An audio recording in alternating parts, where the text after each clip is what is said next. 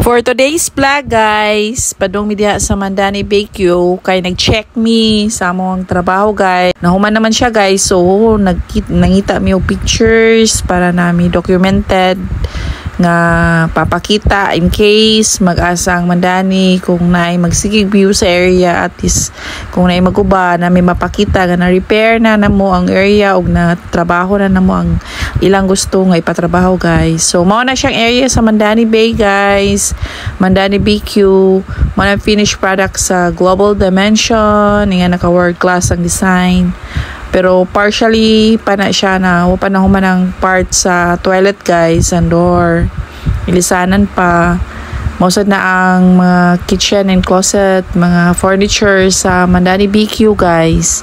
So, proud jud ko guys nga nako sa kanang company, at least grabe kay mo trabaho, dedicated ka sila para mahuman ang project guys. So, mo na gina ang kitchen o closet cabinets sa bedroom closet guys. Mo na siya ang legit good nga Global Dimension nga pangtrabahon guys. Kung magpatrabaho mo guys, just PM me sa mga bedroom closet, kaya ato lang i-price, then ato ipatrabaho guys. Kung namoy condo units diha.